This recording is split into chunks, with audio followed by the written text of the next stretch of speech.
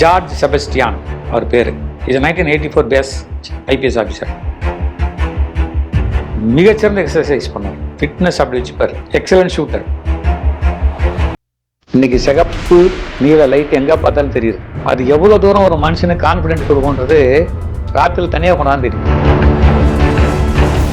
Doctor V Iraianbu Salem மாவட்டத்தை சேர்ந்த ஒரு எளிமையான குடும்பத்தில் பிறந்தார். அவரை மாதிரி புஸ்தகம் படிக்க முடியும். அந்த சீஃப் செக்ரட்டரி போஸ்ட்லேருந்து ரிட்டையர் ஆகாது. கவர்மெண்ட்டில் கூப்பிட்டு சொல்கிறாங்க ஒரு எக்ஸ்டென்ஷன் கொடுக்குறாங்க. அப்சல்யூட்லி நேர்மையான ஆஃபீஸர். டாக்டர் சைலேந்தர் பாபு பிஜிபிஐ ரிட்டையர் ஆகிட்டார். ஃபிட்னஸ் அவர் மாதிரி இருந்தது. ஷூட்டிங்லேயும் சாம்பவாங்க. ஒரு கோயம்புத்தூரில் கமிஷனர் இருக்கும்போது 2 குழந்தைகள் கடத்தப்பட்டு கற்பழிக்கப்பட்டு கொண்டு போய் ரொம்ப தூரத்தில் தூக்கி போட்டாங்க. மொத்த தமிழ்நாடு என்ன பண்ணுவார்னு பார்த்துட்டு இருந்துச்சு. கடலூர்ன்றது பாண்டிச்சேரி, இந்த பக்கம் தமிழ்நாடு. இவர் கடலூர் எஸ்பியாக இருக்கும்போது தலை சேர சுத்தமாக ஒழிச்சார் கடலூரில். டிஃபால்ட்டாக எந்த கவர்மெண்ட் வந்தாலும் ஒரு கிரைசிஸை ஸ்மூத்தாக ஹேண்டில் பண்ணணும்னா ஜெய ராதாகிருஷ்ணன் சார் தான் கூப்பிடுவாங்க.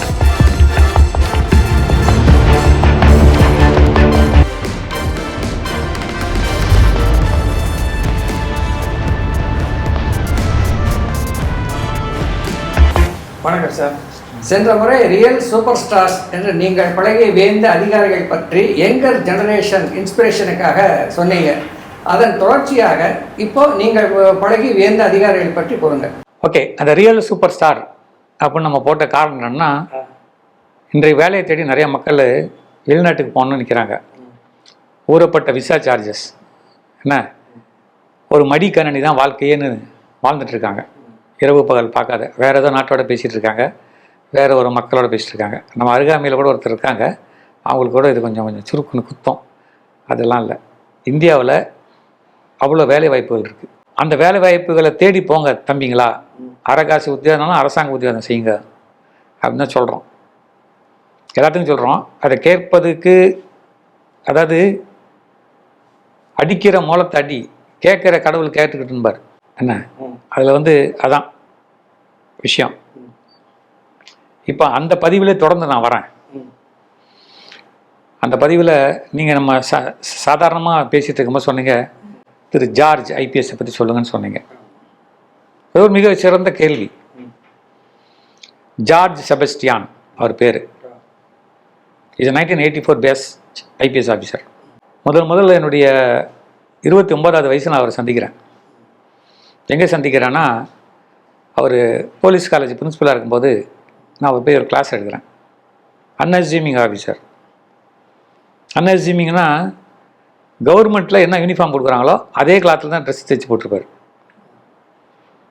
நான் பார்த்தோன்னா இது என்னடா அது கவர்மெண்ட்டு ட்ரெஸ்ஸே போட்டுனுக்கிறாரு அப்படின்னு யோசித்தேன். மற்ற ஆஃபீஸர்ஸ் மாதிரி இந்த கையெல்லாம் ஃபுல் கையை மடித்து தான் போட்டிருப்பார். இதெல்லாம் ஒரு சிம்பிள், இதெல்லாம் வருது. அப்போ ஒரு எஸ்பி கேடர், எஸ்பியாக இருந்தார். கேரள மாநிலத்தை சேர்ந்தவர். அப்போது என்கிட்ட ரொம்ப அன்பாக பழகினார். நல்லா எடுத்தேன், நல்லா என்கரேஜ் பண்ணார். அப்போ நான் கேட்டேன், சார் நீங்கள் பேசிக் குவாலிஃபிகேஷன் என்னன்னு கேட்டேன். ஐ எம் இன்ஜினியர் அப்படின்னாரு. அதை படிச்சு இங்கே வந்தீங்க சார்ன்னுட்டேன். நான் இன்ஜினியர் தான் சொன்னேன். அதுக்கப்புறம் நிறைய விஷயம் உங்கள்கிட்ட சொல்லலை, கேட்டுக்கிட்டான்னாரு. சொல்லுங்கள் சார் அப்படின்னேன். அதுக்கப்புறம் நான் மிஷிகன் யூனிவர்சிட்டியில் எம்பிஏனாரு. தலை சுற்றிடுச்சு எனக்கு. அதுக்கப்புறம் சொன்னார், நான் விசிட்டிங் ப்ரொஃபஸர் அங்கேனாரு. சுத்தம் மயக்கமே வந்துடுச்சு எனக்கு. இப்போ ஏற்பட்ட மனுஷன் தமிழ்நாட்டில் ஐபிஎஸ் ஆஃபீஸில் உட்காந்துக்கிறாரு. என்ன சார் கதைன்னு. This is my ambition. எத்தனை முறை கழிச்சு பாஸ் பண்ணிங்களேன்? சிங்கிள் அட்டம்ப்டில் பாஸ் பண்ணனாரு. சரி, சூப்பர். அப்போ ஒரு மனுஷன் அவன் அப்போ நினச்சிட்டு அவர் அதுக்கப்புறம் ஏதோ என் மேலே ரொம்ப பாசம் வச்சுப்பார். ஃபோன் பண்ணுவார், பேசுவார். அவங்க மேடமும் ரொம்ப சிறப்பானவங்க, அவங்களும் ரொம்ப நல்லவங்க. அவர் வகித்த பதவிகள், நிறைய பதவிகள் வகிச்சிருக்காரு.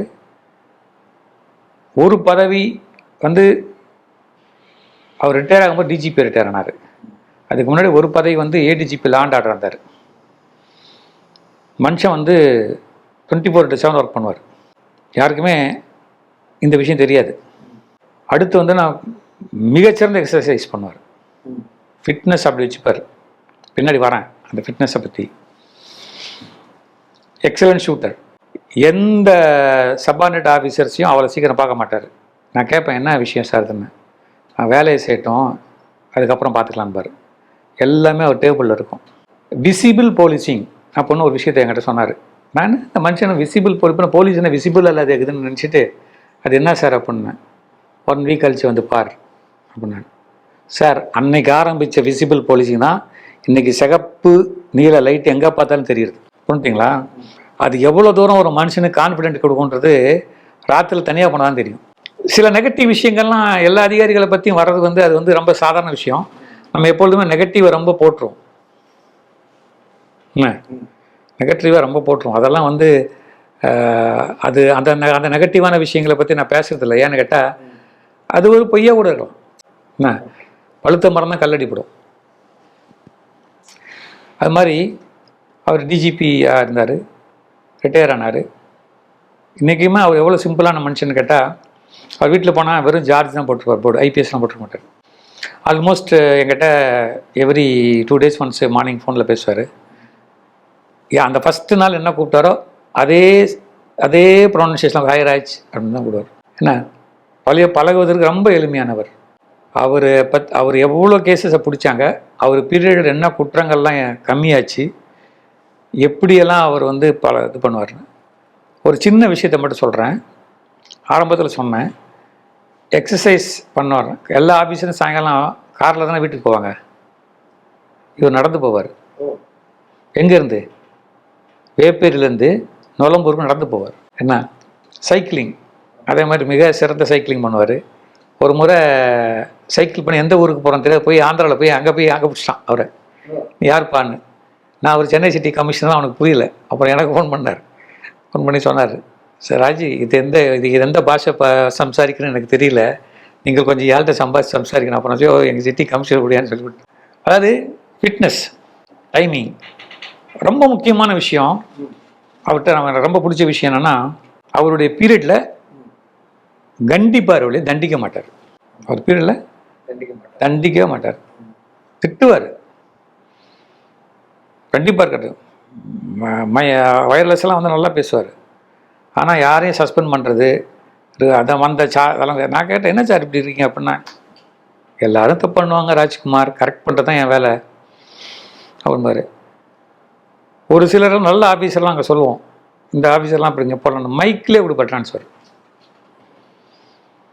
இன்றைக்கும் அவருக்குன்னு ஒரு ரசிகர் வட்டம் இருக்குது, அவருக்குன்னு ஒரு மிகப்பெரிய மக்கள் கூட்டம் இருக்குது.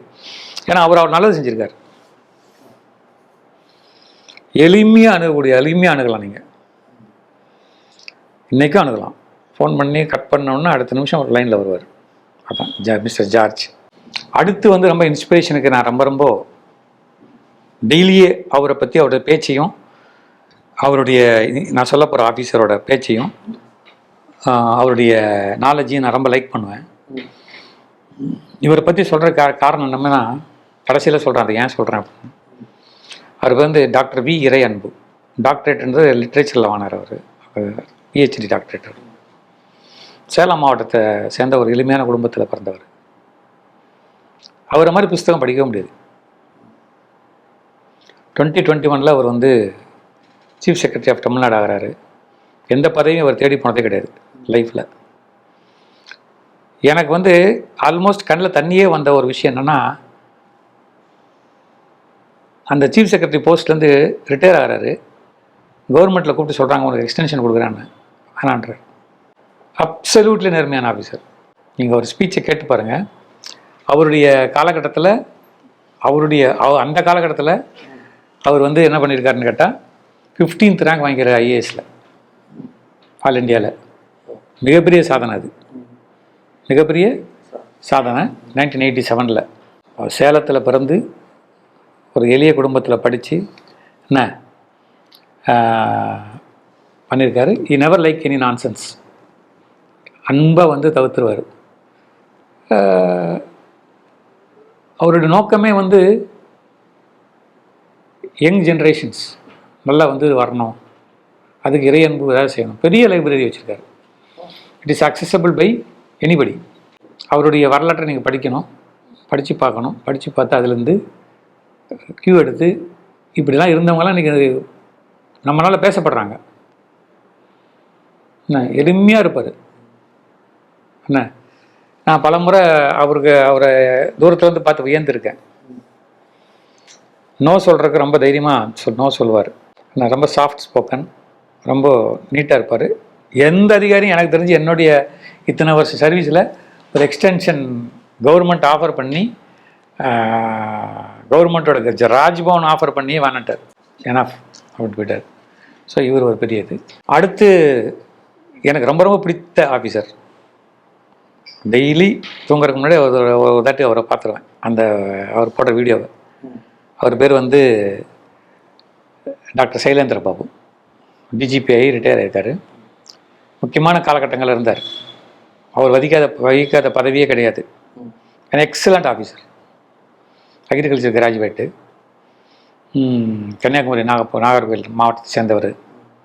ஃபிட்னஸ் அவர் மாதிரி வச்சுக்க முடியாது. ஷூட்டிங்லேயும் அவர் வந்து ஒரு ஜாம்பவான். அவர் ஹெட் பண்ணுவார், ஆர்டர்ஸ் கொடுக்க மாட்டார், ஹெட் பண்ணுவார். அவர் கோயம்புத்தூரில் கமிஷனர் இருக்கும்போது, உங்களுக்கு ஞாபகம் இருக்குமா தெரியாது, உங்களுக்கு ஞாபகம் இருக்காது, 2 குழந்தைகள் கடத்தப்பட்டு கற்பழிக்கப்பட்டு கொண்டு போய் ரொம்ப தூரத்தில் தூக்கி போட்டாங்க. வீட்டில் வேலை செஞ்சுருக்கிற பணியாட்கள். மொத்த தமிழ்நாடு என்ன பண்ணுவார்னு பார்த்துட்டு இருந்துச்சு. என்ன சுத்தல்ட்டார், என்ன அதுக்கெல்லாம் எதுவுமே யோசிக்க மாட்டார். அவர் சைக்கிளில் போகாத இந்தியாவில் எந்த இடமும் கிடையாது. சைக்கிளில் போயிட்டே இருப்பார். போனால் வீடியோ போடுவார். கிளாஸ் எடுக்கிறாரு. இப்போது இந்தியன் ஆஃபீஸர்ஸ் அகாடமின்னு ஒரு அண்ணா நகரில் இருக்குது, கிளாஸ் எடுக்கிறாரு. ஃபிட்னஸ் சொல்லுவார், சாப்பாடை பற்றி சொல்லுவார். ரொம்ப எளிமையான ஒரு நீட் ஆஃபீஸர். இன்ஸ்பிரேஷனுக்காக இவரை மட்டும் பார்த்தாலே போதும். எல்லா பதவியும் வகிச்சிருக்காரு. கீ போஸ்ட் எல்லாமே வந்திருக்காரு. ஒரு எதிர்கட்சி தலைவர், ஒரு தலைவர், தமிழ்நாட்டிலே மிகப்பெரிய நல்ல தலைவர், அந்த தலைவர் சைலேந்திர பாபு சார் சொன்னால் தான் கேட்பார், எந்த போராட்டத்தையும் கைவிடுவார். ஆட்சியாளரே சைலேந்திர பாபு சார் தான் சொல்லுவாங்க, நீ போய் கொஞ்சம் சொல்லுப்பா அப்படின்னு சொன்னால், இவர் போய் சொன்னால் உடனே இம்மிடியட் அவர் வந்து போராட்டத்தை கைவிட்டு நான் பார்த்துக்கிறேன், நீ சொன்னதுனால நான் பார்த்துக்கிறேன்னு பாரு. அந்தளவுக்கு ஒரு எதிர்கட்சி ஆளுங்கட்சி அப்படின்லாம் பார்க்க மாட்டார். எல்லாத்திட்டும் ஒரு நல்ல ஒரு இணக்கமாக வச்சுருப்பார். மிக சூப்பர், ரொம்ப எக்ஸலண்ட் பர்சன். அவர் போட்ட ஸ்கீம்ஸு, பந்தோபஸ்த் ஸ்கீம்ஸு, அவர் பார்த்தது, அந்த தேவர் குரு பூஜை, அப்புறம் ஐ திங்க் குறைஞ்ச நாள் கொரோனா பீரியடில் கூட டிஜிபி வந்தார் நினைக்கிறேன். அப்புறம் ரொம்ப கஷ்டமான பீரியடு. அப்புறம் இந்த நவீன காவல், அதாவது கம்ப்யூட்டரைசேஷன், கம்யூனிகேஷன், இந்த மாதிரி விஷயங்கள் நிறைய பண்ணார், எக்ஸலண்ட்டாக பண்ணார். அதனால் இவர் வந்து நம்ம கண்டிப்பாக ஃபாலோ பண்ணணும். இளம் தலைமுறையினர் ஃபிட்னஸுக்கு ஃபாலோ பண்ணணும், நாலேஜுக்கு ஃபாலோ பண்ணணும். புக் எழுதுகிறாரு, ஏகப்பட்ட புத்தகம் எழுதுகிறார். அதனால் இவர் ஒரு இன்ஸ்பிரேஷனல் ஆஃபீஸர். அடுத்து நம்ம யங்கர் ஜென்ரேஷனுக்கு நம்ம ரொம்ப உதவக்கூடிய ஒரு ஆஃபீஸர் வந்து இன்ஸ்பிரேஷன் கொடுக்குறது மிஸ்டர் பி சரவணன் ஐபிஎஸ். இவர் வந்து ஒரு தமிழ்நாடு டிபிஎஸ் பாஸ் பண்ணிட்டு ஐபிஎஸ் வந்தார். ஆஸ் அ பேச்சுலராக இருக்கும்போதுலேருந்து எனக்கு தெரியும் அவரை. ஃபஸ்ட்டு போஸ்டிங் வந்து ஐ திங்க் வெள்ளூரில் இருந்து ஸ்டார்ட் பண்ணுறோம். ஒரு எக்ஸலண்ட் ஆஃபீஸர். அவர் அக்ரிகல்ச்சர் கிராஜுவேட்டு. நானே பேச பயப்படுவேன் அவர்கிட்ட. ஆமாம், அவ்வளோ வார்த்தைகளை மினிமமாக தான் யூஸ் பண்ணுவார். பல முக்கியமான கொலை வழக்குகளில் அவருடைய இன்வெஸ்டிகேஷன் நிறைய ஹெல்ப் பண்ணியிருக்கு. நான் பதிவில் சொல்ல விரும்பலை. இவர் ரொம்ப பாராட்டுன்னு நான் வியந்த விஷயம் வந்து, இவர் கடலூர் எஸ்பியாக இருக்குமா நடந்த விஷயந்தான். கள்ளச்சாராயத்தை சுத்தமாக ஒழிச்சிட்டார் கடலூரில். கடலூர்ன்றது பாண்டிச்சேரி, இந்த பக்கம் தமிழ்நாடு, அந்த பக்கம் மாறி மாறி வரும். இவர் வந்து கடலூர் எஸ்பியாக இருக்கும்போது இது பண்ணிட்டார். எல்லாருமே சென்னையில் வந்து ஒரு மதிப்புமிக்க ஒரு டெப்டி கமிஷனர் அப்படின்னா டி நகரில் இருக்கணும்னு ஆசைப்படுவாங்க. இவர் டி நகரில் இருக்கும்போது ஒரு சின்ன கம்ப்ளைண்ட் கூட வந்து கிடையாது. எங்கேயுமே போய் யாருக்கிட்டையும் எந்த ஆப்ளிகேஷனும் கேட்க மாட்டார். 1. 2 வந்து விழுப்புரத்தில் இருந்தார். எல்லாமே சென்சிட்டிவ் பெல்ட்ஸ். விழுப்புரத்தில் எஸ்பியாக இருந்தாங்க. அங்கேருந்து அப்புறம் வந்து திருநெல்வேலி டிஐஜியாக போனாங்க. திருநெல்வேலி ரொம்ப நொட்டோரியஸ் பிளேஸ், உங்களுக்கு தெரியும் திருநெல்வேலியை பற்றி. திருநெல்வேலியெல்லாம் நான் கேட்டேன், சார் எப்படி சார் அப்படின்னு. அதெல்லாம் பார்த்துக்கலாம் விடுங்க இந்த மாதிரி. இப்போ ப்ரெசண்ட்டு இப்போ வந்து என்ன பண்ணியிருக்காருன்னா டிஐஜி சிபிசிஐடி அது ஏன்னா 2 சேர்ந்து வரும். ரொம்ப முக்கியமான போஸ்ட் அது. உளவுத்துறையும் சேர்ந்து வரும் அவர்கிட்ட. ஆக இதுக்கு முன்னாடியே உளவுத்துறையில் இருந்திருக்கார் அவர். எஸ்எஸ்பின்னு சொல்லுவோம். ரொம்ப அருமையாக பண்ணுவார். அவர் கொடுத்த பேசிக் இன்ஃபர்மேஷனில் ஒரு கவர்மெண்ட் ரொம்ப நல்லா செயல்பட்டுச்சு. என்ன இப்போ பாரபட்சம் இல்லாத கொடுப்பார். பாரபட்சமே இருக்க மாட்டார். ரொம்ப ரொம்ப எளிமையானவர். இது வரைக்கும் நானே அவர் பல முறை கேட்பேன், சார் ஏதாவது ஒரு வாங்க சார் நம்ம காஃபி டீ சாப்பிட்லாம். அதெல்லாம் அவனை பார்த்துக்கலாம், ஆஃபீஸில் சாப்பிட்டுக்கலாம் விடுங்க. என்ன ஆமாம் ஆஃபீஸில் சாப்பிட்டுங்க. இந்த மாதிரி ஒரு வெயிட்டிங்கெல்லாம் ஒரு 2 நிமிஷம் தான். டிஸ்போசல்லாம் ஒரு 2-3 நிமிஷத்தில் அனுப்பிச்சிடுவார், கிளம்புங்கன்னு. முடியாதுன்னு சொல்கிறத வந்து ரொம்ப குயிக்காக சொல்லுவார். முடியாதுங்க, முடியுன்றதை கடைசி வரைக்கும் போராடி முடிச்சு கொடுத்துருக்காரு. ஒரு பெண்மணியோட கார் ஆக்சிடென்ட் ஆகிடுச்சு. அந்த ஆக்சிடென்ட் ஆனபோது அவங்க மேலே தப்பு இல்லை, விழுப்புரம் பக்கத்தில். அப்போ நான் ஃபோன் பண்ணி சொன்னேன், சார் அவங்க மேலே தப்பு இல்லை, விசாரிச்சுட்டு கொஞ்சம் பண்ணுங்க சார் அப்படின்னு. நான் பார்த்துக்கிறேன், நீங்கள் ஃபோனை வைங்க அப்படின்னாரு. எந்தெந்த காவல்துறை அதிகாரிகள் தப்பு பண்ணாங்க எல்லாத்தையும் பிடிச்சி கண்டிச்சார். அந்த அம்மாவுக்கு நியாயம் வாங்கி கொடுத்தாரு. நம்ம உடனே பார்த்துட்டு பண்ணார். நான் ரொம்பவும் ரசிக்கக்கூடிய ஒரு ஆஃபீஸர் டாக்டர் ஜே ராதாகிருஷ்ணன். இன்றைய லெவலில் சேர்மன் எலக்ட்ரிசிட்டி போர்டாக இருக்கார். டிஃபால்ட்டாக எந்த கவர்மெண்ட் வந்தாலும் ஒரு கிரைசிஸை ஸ்மூத்தாக ஹேண்டில் பண்ணணும்னா ஜே ராதாகிருஷ்ணன் சார் தான் கூடுவாங்க. அவர் நம்ம மண்ணின் மைந்தன். என்ன டைரெக்டாக ஐஏஎஸ் பாஸ் பண்ணியிருக்காரு. ஃபஸ்ட்டு சப் கலெக்டராக வந்து தூத்துக்குடியில் இருந்தார். Very soft spoken, very stylish officer. என்ன நான் அவர்கிட்ட கேட்குறது, அவர்கிட்ட கேட்குறது என்னென்னா, சார் இந்த சட்டெல்லாம் எங்கே வாங்குறீங்கன்னு கேட்பேன். அது மாதிரி இதெல்லாம் இது கேட்குறேன் பாரு. ஹெல்த் செக்ரட்டரியாக இருந்தார். ஹெல்த் செக்ரட்டரியாக இருக்கும்போது தான் முதலமைச்சர் காப்பீடு திட்டம் வந்துச்சு. அந்த காப்பீடு திட்டத்தை ரொம்ப திறம்பட செயல்படுத்துறது அவர். அதாவது ரொம்ப சுத்தமான ஆஃபீஸர், ரொம்ப நீட்டாக இருப்பார். இது வரைக்கும் ரொம்ப ஃபேமிலி ஓரியன்ட் பர்சன். இவருடைய அடிஷ்னலாக ஒரு இன்ஃபர்மேஷன் சொல்ல விரும்புறதுக்கு நான் இவர் சூஸ் பண்ண காரணமே, இவர் பையனை இப்போ ஐஏஎஸ் பாஸ் பண்ணிட்டான். ஸோ அப்போ எவ்வளோ ஒரு இன்ஸ்பிரேஷனாக இருந்திருப்பாருன்னு பாருங்கள். வீட்லேயே ஒரு ஐஏஎஸ் ஆஃபீஸரை உருவாக்குறாரு. irrespective of the government is inevitable. எந்த கவர்மெண்ட் வந்தாலும் இன்னோவேட்டபிள் அட்மினிஸ்ட்ரேஷனில் அவர் தெளிவாக இருப்பார். ஸோ இந்த ஜே ராதாகிருஷ்ணன் அவர் பேசிக்கலி வெட்டினரி டாக்டர். எந்த வழக்குலையும் எந்த பிரச்சனையிலையும் எதுலேயும் கலந்துக்க மாட்டார். எதுவும் அவர் மேலே எந்த விதமான நெகட்டிவ்ஸும் கிடையாது. ஸோ இவர் ஒரு நல்ல ஒரு ஆஃபீஸர். ஆக இந்த பதிவில் இதோடு நிறுத்திக்கலாம். அடுத்த பதிவில் கொஞ்சம் கேடர் மாற்றி வருவோம். இப்போ இது வரைக்கும் ஐஏஎஸ் ஐபிஎஸ்ஸே சொல்லிட்டோம். என்ன ஐஏஎஸ்ல நிறைய பேர் பாக்கி இருக்குது. அப்புறம் வந்து நம்மளுக்கு நம்ம ஒர்க் பண்ணுற டிபார்ட்மெண்ட்டு ஐபிஎஸ் ஆஃபீஸரு இந்த மக்களோடய சுற்றி வரனால இவங்க தான் நம்மளுக்கு கண்ணில் அடிக்கடி படுவாங்க. ஐஏஎஸ் ஆஃபீஸர் குடும்பத்திலே இருக்காங்க நிறைய பேர். அது தொடர்ந்து பேசுவோம். அதனால் இதை ஒரு இன்ஸ்பிரேஷன் ஃபார் சீக்கிங் ஜாப்ஸ். என்ன 87, 84, 82லலாம் கம்ப்யூட்டர் கிடையாது, யூடியூப் கிடையாது. அவங்களே வெறும் லைப்ரரியாக போய் பார்த்து பாஸ் பண்ணவங்க தான். இப்போ என்ன எடுத்துட்டிங்கன்னா நான்லாம் லைப்ரரி அலைஞ்சவன் தான். அலைஞ்சு நோட் பண்ணி எடுத்து பாஸ் பண்ணவன் தான். அதனால் அழியா செல்வம் கல்வி. நிலையான வேலை அரசாங்க வேலை. அரக்காசு ஊற்றி வேணாலும் அரசாங்க வேலைக்கு போங்கப்பா அப்படின்னு நம்ம இளம் தலைமுறையில் சொல்லி அனுப்புறது தான் இதுதான். அதை இந்த பதிவு இதோடு நிறுத்திக்கலாம். அடுத்து தொடர்ந்து நம்ம பேசுவோம். நன்றி, வணக்கம்.